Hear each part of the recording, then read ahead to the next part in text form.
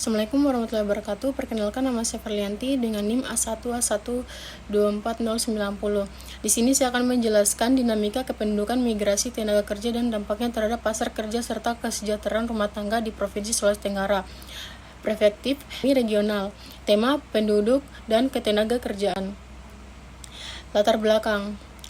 Masalah Provinsi Sulawesi Tenggara mengalami pertumbuhan penduduk yang signifikan, namun tidak diimbangi dengan penyerapan tenaga kerja yang memadai.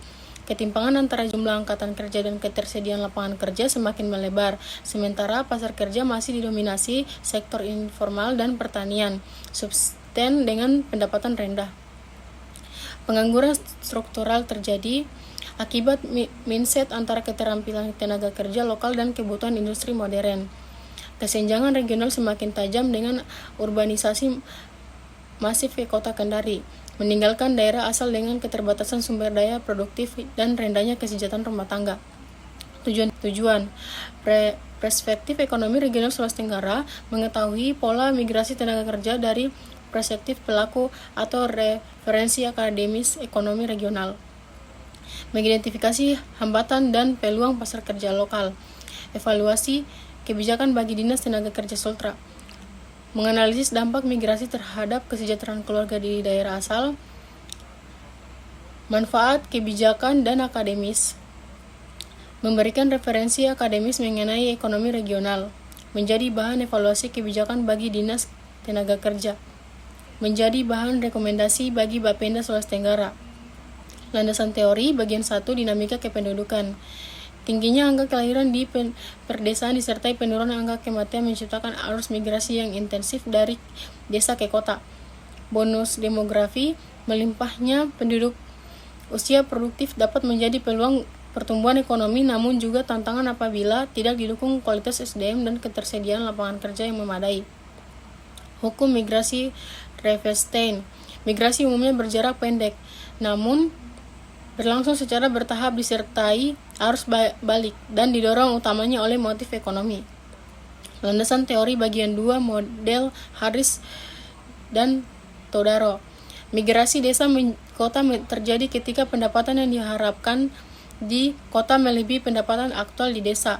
Meskipun ada resiko pengangguran, individu membuat keputusan migrasi berdasarkan kalkulasi rasional atau selisih upah dan probabilitas mendapatkan pekerjaan formal di perkotaan. Teori modal manusia. Migrasi dipandang sebagai bentuk investasi individu untuk meningkatkan kualitas SDM melalui akses pendidikan dan keterampilan yang lebih baik. Konsep remitansi atau Taylor. Transfer pendapatan pekerja migran ke daerah asal memicu efek multiplier ekonomi lokal, mendorong investasi di rumah tangga, dan berkontribusi pada pengurangan ketimpangan antar wilayah. Metode pengumpulan data dan profil informal. Metode penelitian, pendekatan kualitatif dengan wawancara mendalam tatap muka. Lokasi penelitian, Kota Kendari, Sulawesi Tenggara. Waktu pelaksanaan 25 Juni 2026 dengan durasi 30 menit. Profil informan utama. Nama Ibu Salma. Asal Kabupaten Muna Induk. Status perantau yang berjualan di Kota Kendari. Relevansi representasi migran tenaga kerja sektor informal dari daerah asal ke pusat kota.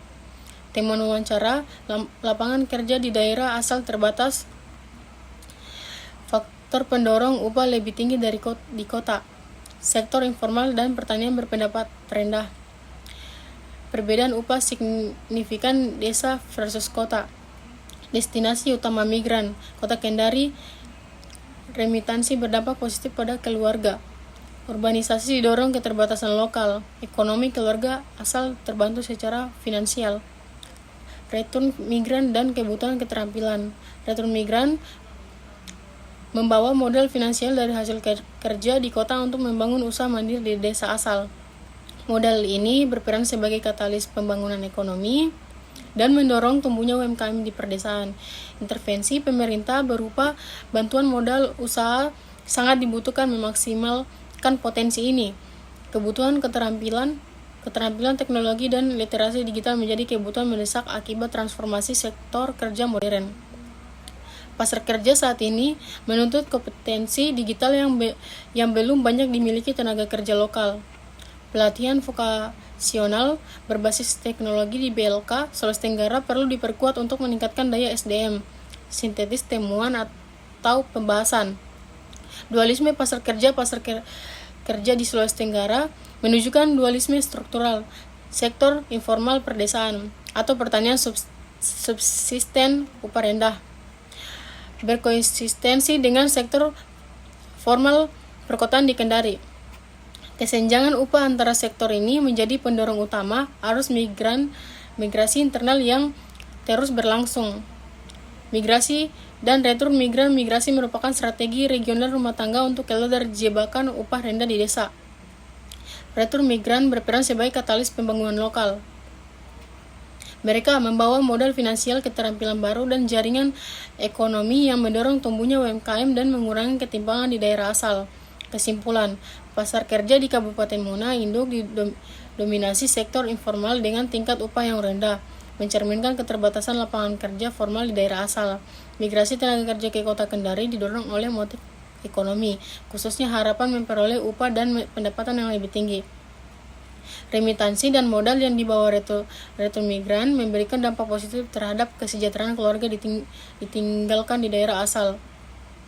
Pasar kerja modern menuntut transformasi kompetensi tenaga kerja menuju keterampilan digital untuk menghadapi perubahan struktur industri. Rekomendasi kebijakan, penguatan pelatihan vokasional berbasis teknologi digital di BLK Sulawesi Tenggara. Pemberdayaan retur migran untuk mengelola model usaha di desa. Bantuan modal disertai pendampingan teknis dan akses pasar berkelanjutan. Sinergi antar pemerintah daerah BLK dan pelaku UMKM lokal. Pengembangan ekosistem kewirausahaan berbasis desa di Sulawesi Tenggara. Fasilitasi akses pasar digital bagi pelaku usaha mikro daerah asal. Integrasi program remitansi produktif dalam kebijakan Dinas Tenaga Kerja. Evaluasi berkala dampak kebijakan migrasi terhadap kesejahteraan rumah tangga. Baik, sekian dari saya. Terima kasih.